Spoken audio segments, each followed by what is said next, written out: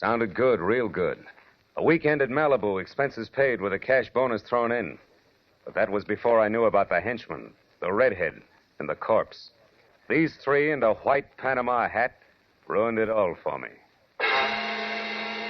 From the pen of Raymond Chandler, outstanding author of crime fiction, comes his most famous character as CBS presents The Adventures of Philip Marlowe.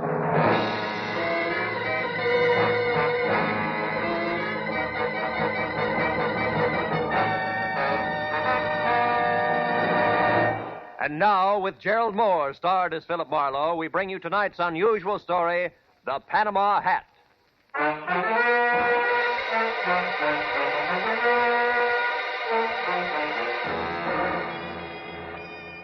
I was sitting in my office bombing the ashtray on my desk with paper clips, wondering what kind of a job a private detective gets when clients stop calling completely.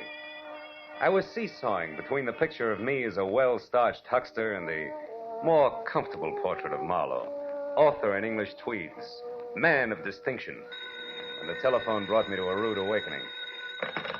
Marlowe speaking. My name is Isabel Gordon, Mr. Marlowe. I must see you at once. My husband Bruce is in terrible danger. Could you possibly meet me in an hour at the Pelican Inn? It's a small roadside place on the way to Malibu. I'll explain everything then. Pelican Inn, 1 hour, Mrs. Gordon.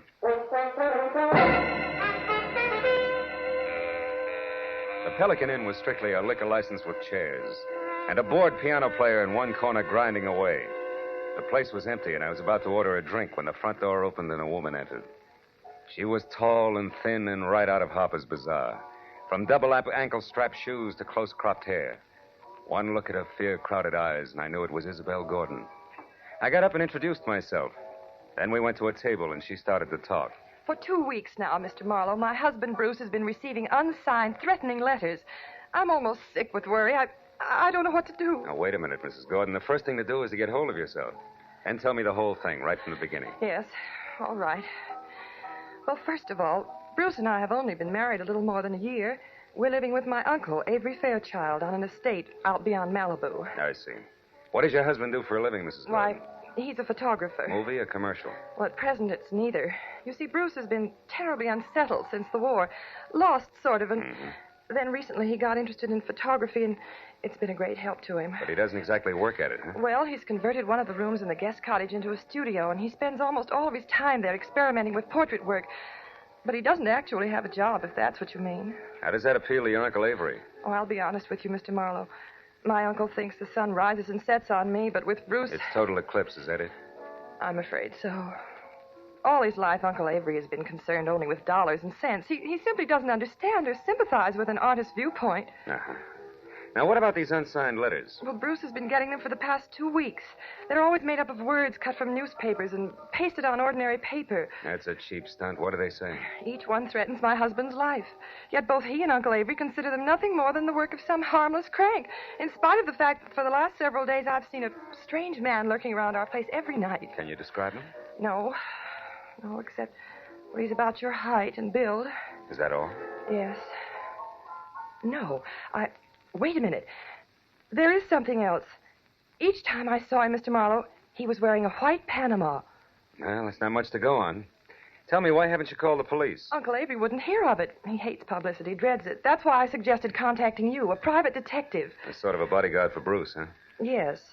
However, Mr. Marlowe, Bruce is somewhat temperamental, and I know he'd rebel at the thought of being watched over, so I'd rather you posed as a house guest, an old college chum of mine, perhaps.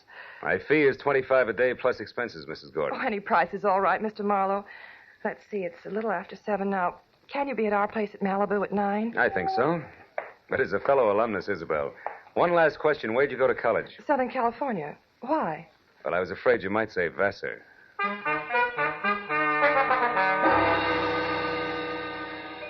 After Isabel left, I remembered that I was already on my expense account. So I had a tasteless, cold, hot blue plate special and a burned cup of coffee. Then I stepped out of the Pelican Inn and headed across the paved parking lot to my car. It was already dark, and I was admiring the full moon and the beautiful wash it made over the ocean when it happened.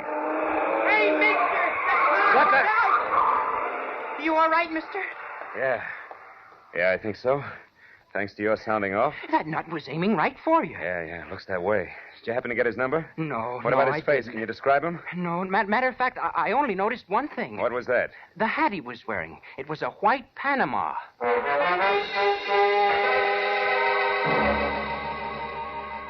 I tried to be broad-minded, but there was no other way to look at it. The gentleman in the white Panama hat definitely meant business. I returned to my apartment in Hollywood, where I shaved, showered, and packed. And then I headed for Malibu. At 8:45, I was inside the grounds of the Fairchild estate. Another mile, and I was at the front door. When I entered, Isabel greeted me like I was a keg of brandy around a St. Bernard's neck. Then we waded through an inch-thick carpet to the library where Uncle Avery, fat, bald, and looking like he'd just bitten into an underripe persimmon, was waiting. I wasn't asked to sit down, and I wasn't offered a cigar. Avery Fairchild was not one to waste time. I'm a very rich man, Mr. Marlowe. As such, I'm the target for all kinds of fortune hunters, confidence men, and cranks. In my lifetime, I've been threatened and pestered by a score of crackpots, each one slightly more psychopathic than the last. It's never bothered me, and it never will.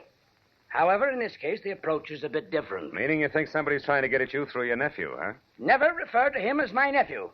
My niece's husband, if you please. And don't forget it. Uncle Avery. Isabel, my feelings about your husband are no secret. You're being unfair, Uncle Avery. Just because Bruce is an artist and he... Artist, is he? Why, Isabel, that man's no more an artist than I am a horse jockey. Good evening, everybody. Hello, Bruce. Hello, darling.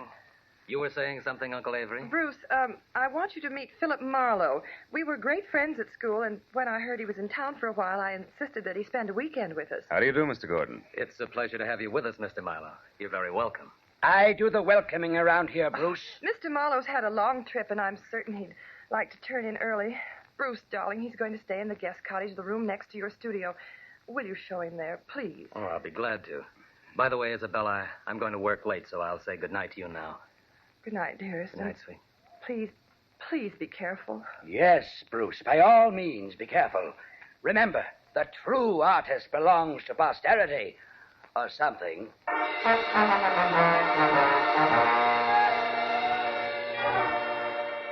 The guest cottage was only a landscaped hop, skip, and a jump from the museum that Uncle Avery called home. And as Bruce and I strolled along a flagstone path, I'd feigned a deep interest in photography. That was all my host needed. He struck at the bait like a shark with malnutrition. Well, Mr. Marlowe, it didn't even occur to me that photography might be one of your hobbies. Isabel never said a word. Well, good for Isabel. I'm strictly a dabbler. Now, tell me, Mr. Gordon, how long have you been at this? Portrait work? Oh, about 6 months. You see, I divide my time between my studio here and a school I attend in Hollywood. That way I capture both the theory and practical experience at the same time. Oh. Well, here we are. Would you like to see the studio? Yes, I would. Here, let me get the lights. Wow. This is all right, huh? Enlarger, 2 cameras, dark room. Are these your pictures? Yes. What do you think of them? I don't know exactly. They're certainly different, huh? They are unusual, aren't they? Yeah. You see, Marlowe, each picture is actually made up of 2 separate studies which are superimposed. I call it interpretive photography. Uh-huh. Now, this one. A splash of light and a bent pipe cleaner? The sun and the plant shoot. It's called metamorphosis. Oh. Well, what about that one there in the corner? A girl's face and clouds, maybe. Mr. Marlowe, you'll excuse me, but that picture isn't ready for display yet. I'm sorry. I didn't mean to pry. I thought it was just another interpretive photograph. Well, it's not. That is, it isn't finished yet. Now, Mr. Marlowe, I'm afraid I've forgotten what my wife said about your long trip. Shall I show you to your room? Yes, please do, Mr. Gordon.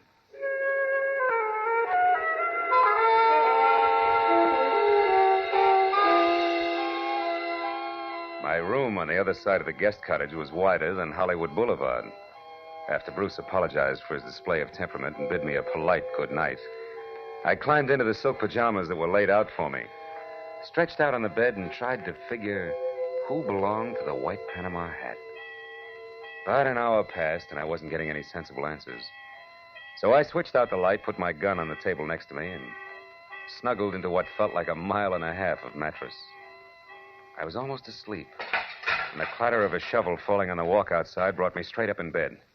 I grabbed my gun and made for the door. But the second I threw it open, I knew that I'd made a mistake. Whoever kicked over that shovel had hurt me and met me with a large fist that came straight at my face. Oh!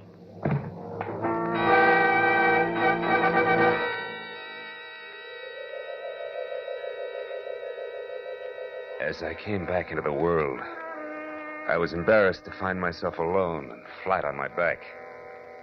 When I started to get up, I felt like the L.A. Dons, water boy and all, had run over my face. My gun was a few feet away, and when I went to pick it up, I stopped short. There was a souvenir from the man with the great big fist. A gold cigarette lighter. It was engraved to Skipper on his birthday. Putting it in my pocket, I picked up my gun and made for Bruce's studio. He wasn't there. I threw on some clothes and went back to the house and found Isabel in the living room.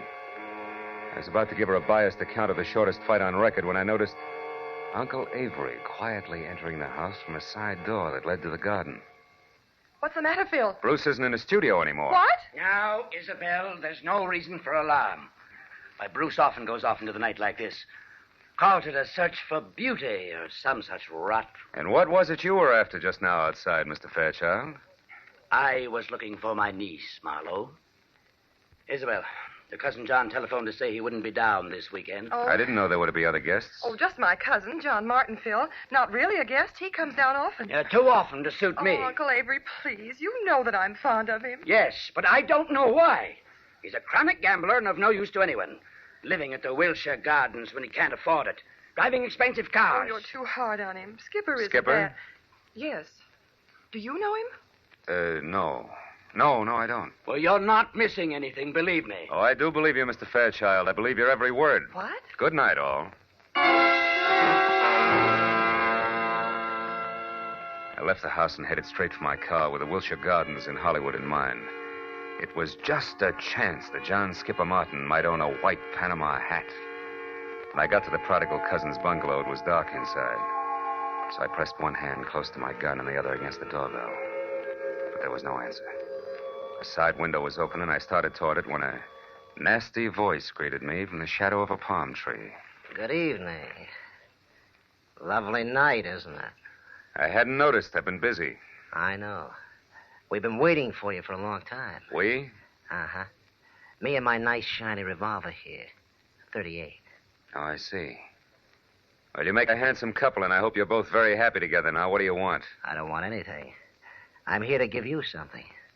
Advice. Look, brother, I've already told you I'm busy, so if this is a heist, let's get it over with, fast. You know, I think you're confused. I'm holding the gun, Mr. Martin. Martin? John Skipper Martin. Surprised that I know your name? Why, yes. Yes, I am. I don't recall having had the pleasure. You haven't. People never forget me, Mr. Martin. My tag is Brock. Does that mean anything? No, what do you do? Sing, dance, tell jokes? Yeah, that's it. The last one. I tell jokes. I can't wait. You won't have to, Mr. Martin. I'm going to tell you one right now. Goes like this. Once upon a time, a young punk borrowed $10,000 from a generous gambler on his promise to pay the money back within a week. But the young punk never came across. So the gambler told a nice fellow named Brock to call on the young punk and tell him that he had 48 hours in which to get the money together. And that if he didn't, he'd never see the 49th hour. What's the matter, Mr. Martin? Don't you like jokes?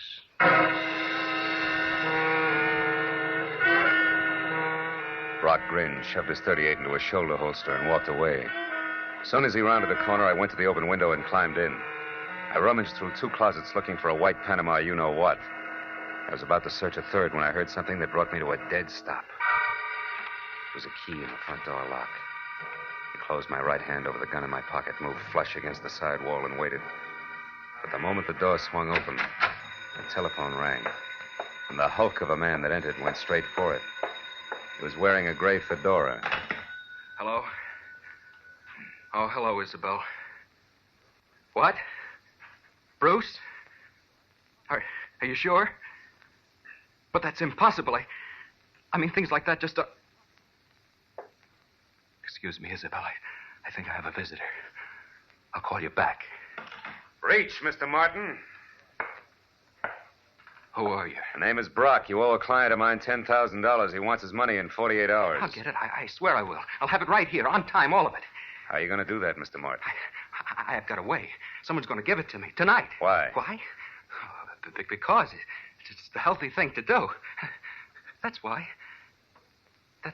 That's all you wanted to know, isn't it? That's all. Good night, Mr. Martin.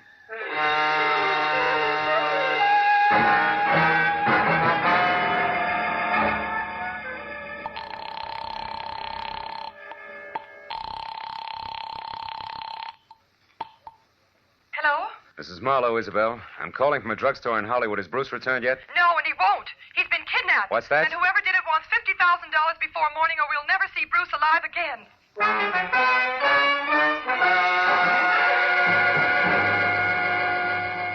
As I walked to my car opposite the Wilshire Gardens, I felt like my brain had spent the night in a cement mixer. I was about to head back for Malibu when I suddenly saw Skipper Martin dash out of his bungalow and pile into a long, glossy convertible. I followed him out to the Pacific Palisades, where he made a call at a little house which sat on a bluff overlooking the sea. Once he was inside, I moved up quietly and saw that the name on the mailbox was Miss Carla Winters. I crawled up to a lace curtain window where I could see what was going on. One look at Miss Winters made the damage I was doing to my tweeds worthwhile. She was strictly dragon lady, with flaming red hair and a waist you could span with two hands, if you were lucky enough to get that close. And the rest of the measurements fit just perfect. Why, you sniveling coward, you wouldn't dare open your mouth about us. Wouldn't I? Listen, Carla, I've got myself Skipper Martin to look after, first, last, and always. You remember that. Why should I? You've always been cheap talk and no more. Look at you now. You're in trouble, so what do? You holler blackmail. Go on, get out of here. Get out of here before I kill you.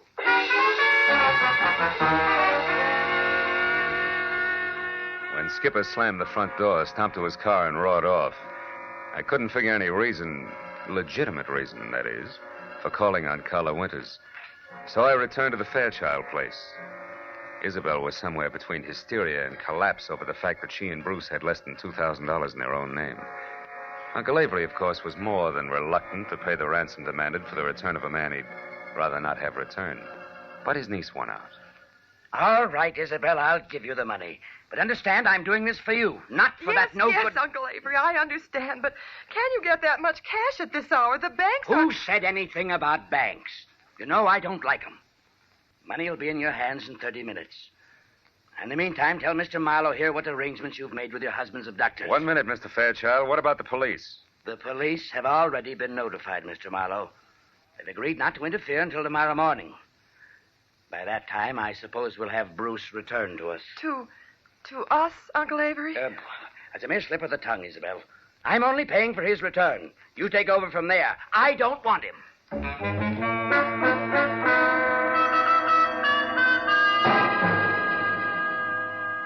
A half hour later, Avery Fairchild handed me a bundle of bills which added up to $50,000 cash. The bills seemed slightly dirty. The old geezer must have had them buried someplace. For a moment, I couldn't help thinking, boy, to get at this place with a shovel sometime. But then I got back to the more pressing matters at hand. I wrapped up the money in a shoebox and I drove north along the Pacific Coast Highway. I covered the 60 miles to the rendezvous, which was a junkyard near Ventura, in about as many minutes. Then, according to instructions, I slowed down to 10 miles an hour. I blinked my lights twice, tossed out the shoebox. I was just about to resume my speed when the headlights of an approaching car fell on a man as he darted back into the junkyard. And I saw what I'd been expecting all the time. A white Panama hat. But I was still playing by the rules. So there was only one thing I could do about it. I slammed my foot down on the accelerator and kept it there until I reached the nearest telephone, where I telephoned Skipper Martin at the Wilshire Gardens. It was just possible that he owned two hats. But that little balloon exploded in a hurry.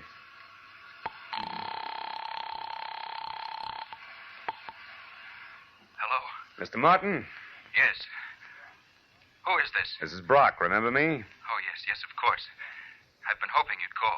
You mean you got the money right now? Well, no, not this minute, but I will have it in a couple of hours. You're sure, Mr. Martin? I'm positive, Brock.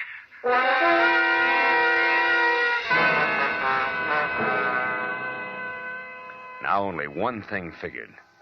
The man in the Panama hat worked for Skipper Martin. It had to be. An hour later, I pulled in at the Fairchild estate.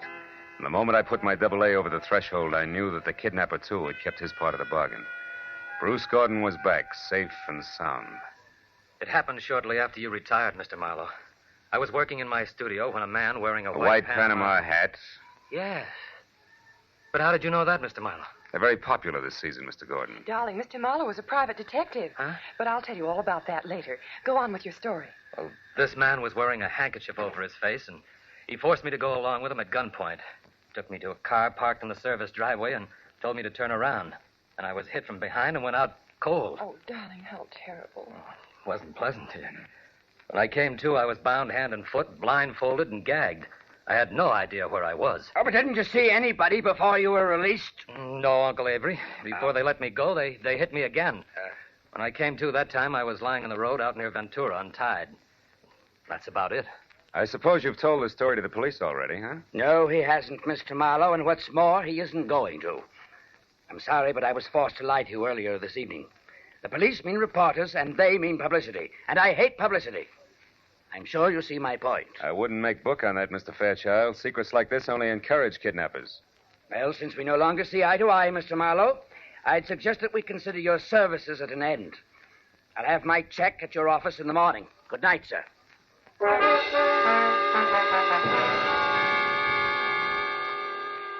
Avery Fairchild wasn't the kind of a man you argued with. I threw my coat over my arm, tipped my hat to Isabel, and stepped outside. I hadn't once mentioned Skipper Martin to the family. That might have been a mistake, but I still wanted to look around before I yelled copper. As I walked past the guest cottage, I decided to go in and check Bruce's studio. Maybe the man in the white PH had left a few odd footprints on the ceiling. I tossed my coat in a corner chair and started through the clutter. 10 minutes later, I'd found nothing. I was about to leave when I suddenly remembered the picture of a girl in some clouds that Bruce had been so careful to keep out of sight. It hadn't been moved. And when I brought it into the light, I didn't have to look twice. It was the portrait of Carla Winters, a red-headed dragon lady that Skipper Martin had visited. Now things began to add up. At the chauffeur's quarters, there was an outside telephone, and I put through a hurry call to Lieutenant Ibarra at Homicide in L.A. The best I could get was one Sergeant Neely. I'm sorry, Mr. Marlowe, but the lieutenant's out on a call right now. There's some kind of a row uptown. Well, do you know where he is? The address, I mean. Oh, yeah, sure. It's one of those bungalows at the Wilshire Gardens. The Wilshire Gardens? That's right. What's so special about that? Maybe nothing. I'll know in a minute. Thanks, Neely.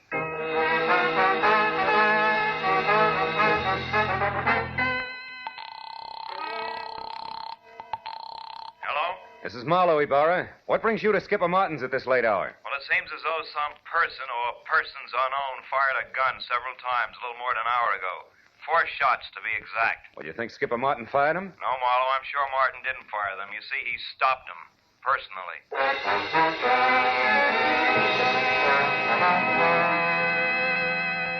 Before I hung up, I gave Ibarra a quick rundown on the whole story. After making me feel like a schoolboy for keeping him in the dark so long, he told me to sit on the Fairchild's front steps until he got there. Well, that gave me a half hour to kill, most of which I spent walking around aimlessly, trying to get something close to 4 out of 2 and 2. But I couldn't. Finally, I heard Ibarra siren up to the front door. I was about to head for him when the chill in the morning air reminded me that my topcoat was still in Bruce's studio. I went back and got it. When I turned for the door again, I noticed a little slip of paper that had been under the coat fall to the floor. I picked it up. I must have held it for a full minute before I realized what it meant. Just a small slip of paper, and yet it made everything, the kidnapping, Carla, the murder, fall right into place. When I entered the living room at the house, one glance at Isabel and Bruce told me that she'd already knew about Skipper's death. Only Uncle Avery, who was not one to shed crocodile tears, hadn't changed. Ibarra, of course, was unhappy. Marlowe, we can't run any kind of a police department when every private detective acts like he's the commissioner himself. Why didn't you call me when this business first began to smell? You know better. I'm sorry, Ibarra, and I hate to sound immodest, but I happen to be one of the 2 men in this room who can name Bruce Gordon's kidnapper and Skipper Martin's killer. You know what you're saying, Marlowe? I think so. The man in the white Panama hat who kidnapped Bruce Gordon, Lieutenant, is Bruce Gordon himself. In other words, Bruce Gordon kidnapped Bruce Gordon. No. What? You're out of your mind, Marlowe. Am I? Would you still say that, Gordon, if we paid a call to Carla Winters and asked her to hand over the $50,000 of so-called ransom money she's holding for you, too? Or would you prefer... Stop, Gordon, stop. The window, Ibarra! Bruce!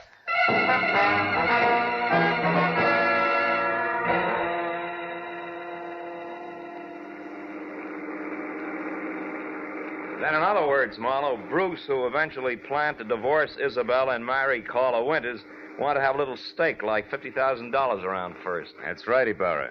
But Skipper Martin knew about Bruce and Carla's plans to marry later, and he tried to blackmail them to pay off his gambling debts. That's why he came to Bruce's cottage on the sly. However, he got there just in time to see Bruce leave of his own free will, and therefore knew later that he couldn't have been kidnapped. Which gave him two holds over Bruce. That's right. But he made a mistake when he went to Carla's house and got too demanding, because she told Bruce about it, and before he released himself, he took care of Skipper, with 4 gunshots to be exact. Charming people, aren't they, Ibarra? Lovely. Sometimes I think I should shoot higher and save the state a lot of money. And he almost got away with it. By the way, Marlowe, how do you know? That Bruce was the man in the white Panama hat? Well, I was pretty certain, but I got my proof accidentally. Promise not to repeat this, Ibarra? Yeah? Well, I practically fell over a little slip of paper in his studio. It was a receipt from a department store, and it was made out to Bruce Gordon. For 1 Panama hat? Uh-huh. Nothing else but.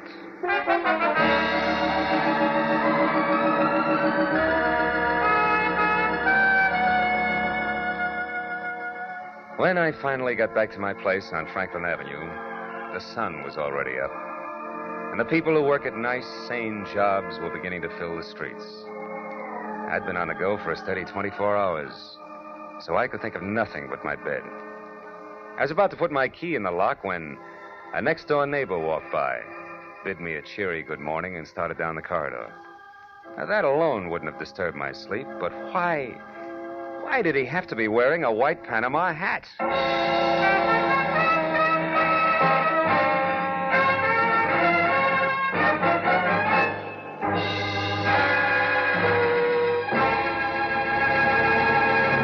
The Adventures of Philip Marlowe, created by Raymond Chandler, stars Gerald Mohr and is produced and directed by Norman MacDonald.